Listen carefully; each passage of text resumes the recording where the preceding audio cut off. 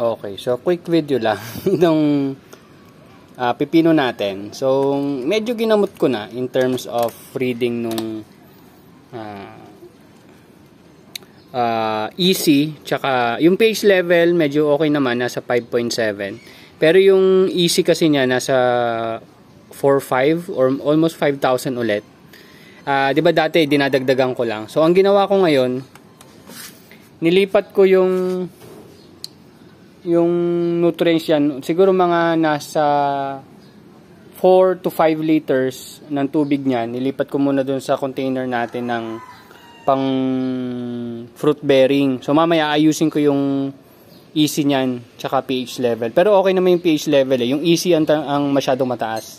So dadagdagan ko pa yung tubig mamaya. So ang ginawa ko, after ko tanggalan ng 4 to 5 liters, so kumuha tayo ng tubig galing dun sa container natin, tubig lang. Tapos nilagyan na lang natin ng pH down. So siguro yung average ng pH nun mga nasa 6. So nilagay ko siya dito, yung tinanggal ko, pinalitan ko. Tapos ngayon, ito na ang reading niya. So pH muna tayo. Wait lang. pH, yan, pH. So ito, kakahalo ko pa lang naman. Kakahalo ko pa lang. So titingnan ko, i-double check ko to bukas ng umaga. Pero yun, nasa 5.8. Yan, 5.7, mga ganun. So tingnan naman natin ngayon yung kanyang easy, which is yun yung pinaka problema natin. Yung easy niya, ayan. So from 4.5, bumagsak talaga siya to 1.9 something, yan. Siguro, ang water ko kasi nasa, nakaangat. Yung water ko kasi nasa 180 easy.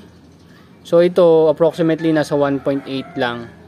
So titingnan ko kung tataas pa yan bukas kasi nga 'di ba yun yung napansin ko sa cucumber. Parang sa ngayon sa condition niya dito, mas kumukonsumo siya ng tubig kaysa ng nutrients. Pero kung mapansin niyo, ito nasa kanan, patay na. Pero kung tingnan ko kasi yung ugat, ang ganda pa ng ugat to. Kaya tingnan natin kung makaka-recover siya. Tapos hindi ko sure kung lumalaki to eh. Parang lumalaki naman. Tingnan natin. Pero yan, may mga sign na rin talaga na nahirapan talaga siya.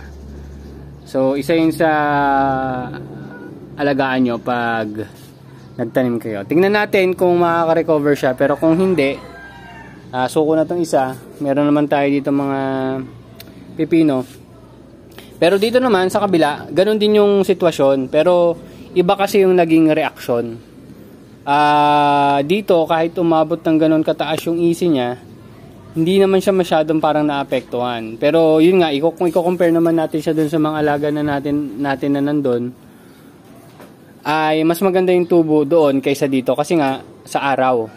Tsaka yung nandun, mataas din. Mataas din yung pH level. Ay yung easy reading, umabot din ng 4.5 pataas. Pero dinagdagan ko na siya ng tubig. Yung cherry tomato doon medyo mahina kumonsumo ng tubig. Pero yung bell pepper medyo okay naman sa pagkonsumo ng tubig. Pero itong cucumber sobrang bilis umubos ang tubig. Yung dun sa kabila hindi ko pa nare-reading pero nadagdagan ko na yon ng tubig. Tapos medyo acidic, hindi naman acidic, nasa 5.3 yung pH. So dinagdagan ko lang siya ng tubig, hindi ko na nilagyan ng pH daw yung tubig. Diretso ko ng nag-refill ng tubig lang. So mamaya i-reading ko, titingnan ko kung okay na yung reading niya. Sa ngayon muna, tatapusin ko muna to. So pinakita ko lang, ang una nating nagawa is ito. So ang tulad ng sinabi ko, since sobrang taas ng easy niya, yung pH level naman niya medyo okay. So ang dinagdag natin sa kanya is tubig na may tamang pH level. Mga 6.0 siguro pwede na yun. Tapos idagdag mo lang. Tinanggal ko lang yung mga sobrang tubig kasi nga puno na siya eh. Hindi ko na siya madadagdagan ng panibagong tubig. Tinanggal ko yung mga tubig niya nasa mga 4 or 5 liters. Nilipat muna natin doon. Tapos after nun, nilagyan ko siya ng tubig na may pH level na 6. Okay? So yung tinanggal natin, pinalitan natin ng pH level. So wala nang nutrient solution yon. Ginawa natin yon para ma-neutralize yung high concentration ng nutrient niya. Hindi ko sure kung ideal yon, pero yun lang yung nasa isip ko. So, ganun din yung gagawin ko dito since ayan, medyo puno siya. So, tatanggalan ko to. Pero kung i-compare naman natin sa ugat, total, tinignan na rin natin ugat ng cucumber. Ayan.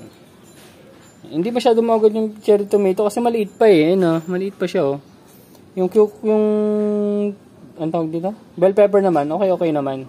Pero nakita nyo naman yun sa pipino, sobra talagang laki.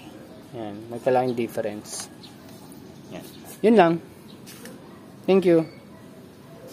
Kung medyo magulo, dahan-dahanin nyo na lang.